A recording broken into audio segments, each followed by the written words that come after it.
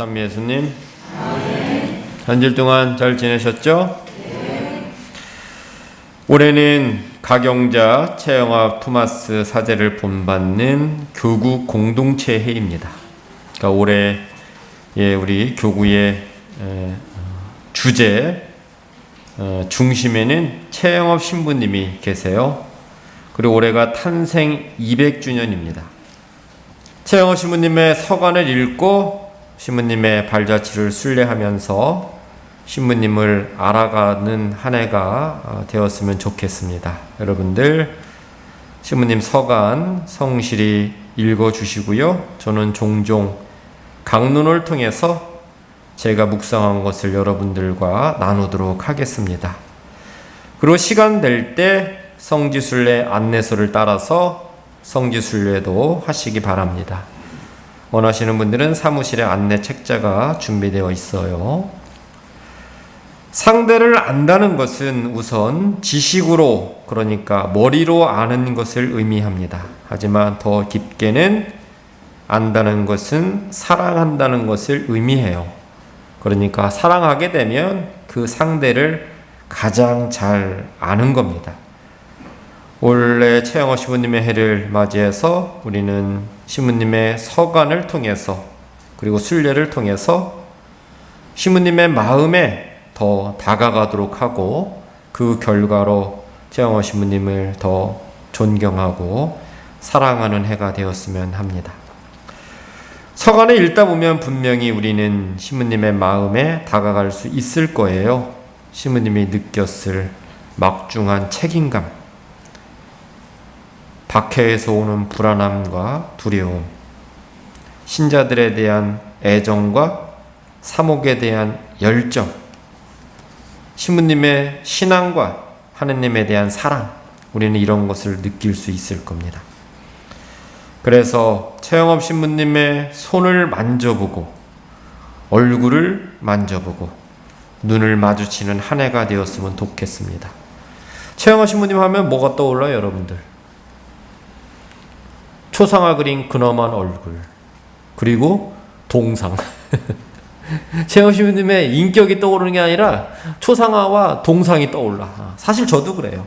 그거는 무슨 의미냐면 우리가 그만큼 최영업 신부님의 마음에 다가가지 못했다는 뜻입니다. 그래서 올 한 해는 신부님의 마음에 다가가는 해가 되자는 말씀을 드리는 거예요. 여러분들에게 강론하기 위해서 신부님의 서간을 읽다가 5번째 편지에 이르러서 저는 신부님의 마음을 느끼게 되었습니다. 5번째 편지는 1847년 9월에 쓰여졌고요. 이것은 르그레즈와 신부님께 쓴 편지입니다. 이 신부님은 최영업 신부님을 가르쳤던 신부님이고 영적 지도 신부님에 해당됩니다. 5번째 편지의 내용을 제가 잠깐 소개해 드릴게요. 이것은 신부님이 바다를 통해서 입국하는 내용을 쓴 것입니다. 신부님이 조선에 입국하기 위해 이미 수차례 시도한 끝에 조선 땅 근처까지 다다르게 됩니다.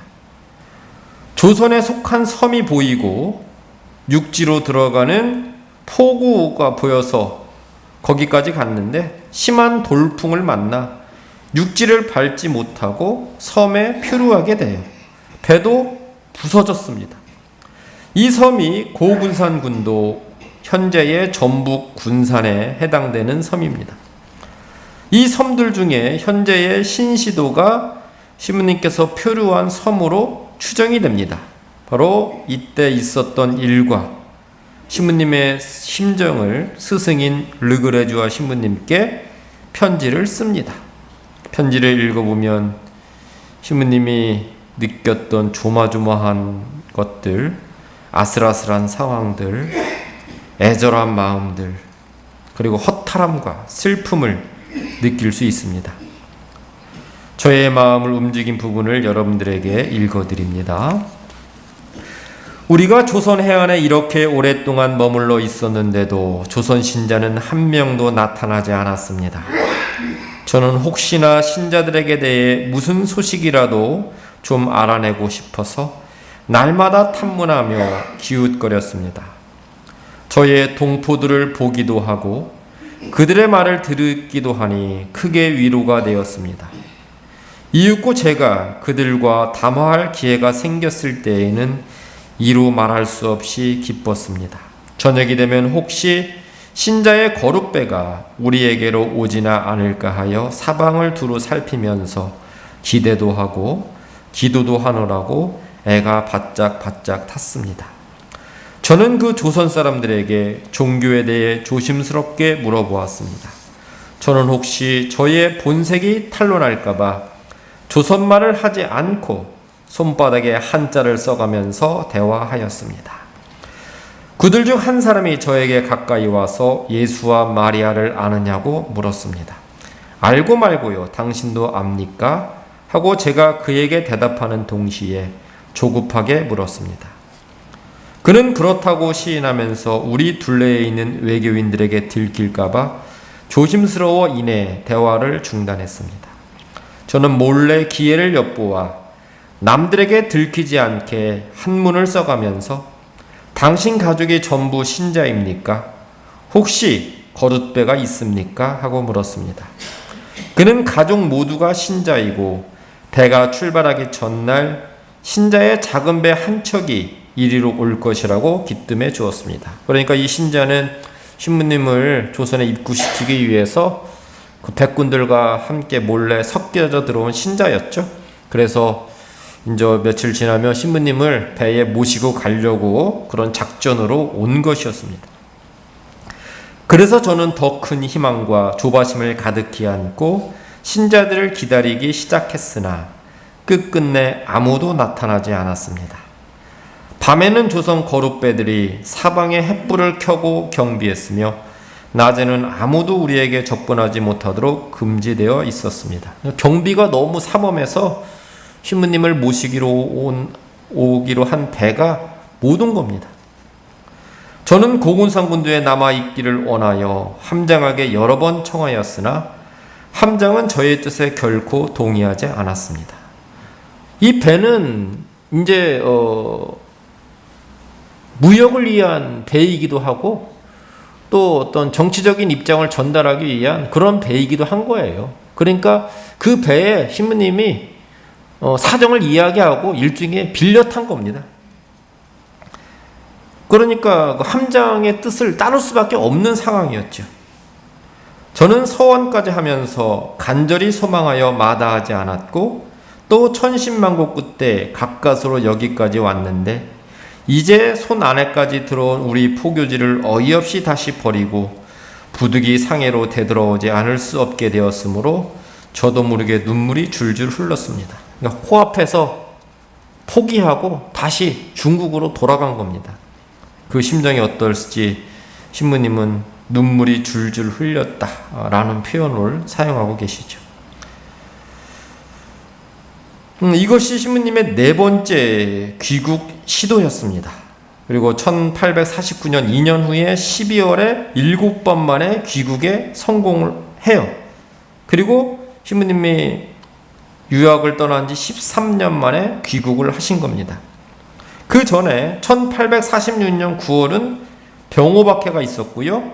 이때 김대건 신부님은 이미 순교를 합니다. 여기 내용에 해당되는 넷째 편지를 제가 한 부분 읽어드릴게요. 병호박해에 대한 내용입니다. 마침내 지루했던 기나긴 포로 생활에서 해방되어 저의 동포들한테 영접을 받으리라 희망하면서 변문까지 갔습니다. 그러니까 이때는 바닷길로 들어오려고 하지 않고 중국과 조선의 국경인 변문으로 들어오려고 했던 겁니다. 그러나 이때 실패를 한 것이죠. 그러나 변문에 도착하여 보니 이 희망이 산산이 무너졌습니다. 너무나 비참한 소식에 경악하였고 저와 조국 전체에 가련한 처지가 위로받을 수 없을 만큼 애통하였습니다. 이때는 바로 김대건 신부님이 순교한 병호박해의 소식을 신부님도 들었고 국경 경비가 너무 삼엄해서 못 들어왔던 겁니다. 이렇게 저의 근심을 함께 나눔으로써 괴로움을 덜어서 마음이 좀 가벼워지려는 것입니다. 특히 저의 가장 친애하는 동료 안드레아 신부의 죽음은 신부님께도 비통한 소식일 것입니다. 이 넷째 편지는 47년 4월에 작성되었습니다. 다섯 번째 편지의 끝부분을 읽어드릴게요. 그러나 우리는 아직도 희망을 잃지 않고 낙담하지 않으며 여전히 하느님의 자비를 바라고 하느님의 전능하시고 지극히 선하신 섭리에 온전히 의지하고 있었습니다. 여러분들 서간에 읽으니까 신부님의 마음이 느껴지시죠? 신부님의 애절함과 슬픔, 동포들에게 복음을 선포하려는 마음, 얼마나 마음이 급했겠습니까? 조선의 사제는 별로 없고 신자들이 자신을 기다리고 있다는 것을 뻔히 알고 계셨죠. 미사를 집전해야지 되고 고해성사를 져야 되고 성체를 영해 주어야 했습니다. 저는 이런 질문을 해봐요. 신부님이 마음 안에 자리 잡고 있을 그 두려움을 압도하는 힘이 무엇이었을까? 인간적으로 두려웠겠죠. 박해는 계속 일어나고 있었습니다. 아까 말씀드린 대로 동료 김대원 신부님은 이미 순교한 상태죠. 신부님은 이러한 일로 마음속에 두려움이 있었겠지만 이것을 극복을 하신 겁니다. 그럼 이 힘이 무엇이었을까? 제가 생각하건대 바로 믿음과 신자들에 대한 목자적 사랑, 사명감과 책임감이 아니었을까 싶습니다. 이러한 생각으로 신부님은 두려움을 압도할 수 있었던 거예요. 그러니까 정신이 감정을, 두려움이라는 감정을 철저하게 지배하고 있었던 겁니다. 그래서 조선 땅에 들어가기를 간절히 원했던 것이죠. 들어가면 무슨 일이 일어날지도 모르는데 동포들을 위해 사목할 날이 오기를 기다렸던 겁니다. 서간을 읽어보면 재미있는 내용이 나옵니다. 뭐냐면 신부님이 스승님께 예수님의 십자나무 한 조각을 청하는 내용이에요.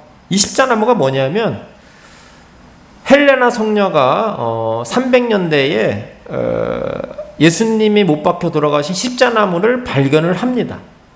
그리고 십자나무를 조각조각 나누어서 특정한 수도원에 어떤 가문에 어떤 개인에게 다 나누어졌어요. 시간이 흐르면서.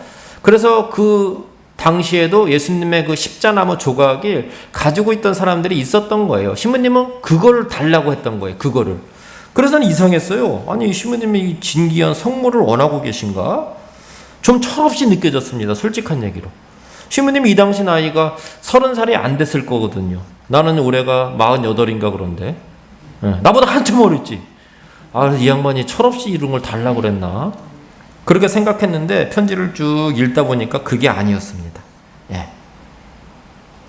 뭐냐면 당신 자신을 십자가와 일치시키기를 원했던 거예요. 그래야 되지 않았겠습니까? 그 두려움을 이겨내려면 내가 자기 마음을 다스리는 두려움을 이겨내는 방법으로 스승님께 그 십자나무를 청했던 것 같아요. 마음을 단단히 먹기 위한 방법이었던 것이죠. 제가 묵상한 결과는 그래요. 조금 다른 이야기 하나 해보겠습니다. 지금 가난한 나라에서 예를 들면 아프리카 같은 데에서 사제를 양성하기 위해서 신학생들을 유럽으로 유학을 보냅니다. 그런데 어떤 문제가 생기냐면 공부하는 사람들이 공부를 마치고 자기 나라로 돌아가려고 하지 않아요. 인간적으로 보면 이해는 돼요. 돌아가고 싶겠습니까? 그 가난하고 혼란스러운 나라에 유럽 선진국에 살고 싶지? 그 유럽의 사제도 부족한데 자기들을 원하는 곳도 분명히 있고 그러니까 돌아가려고 하지 않는 거예요.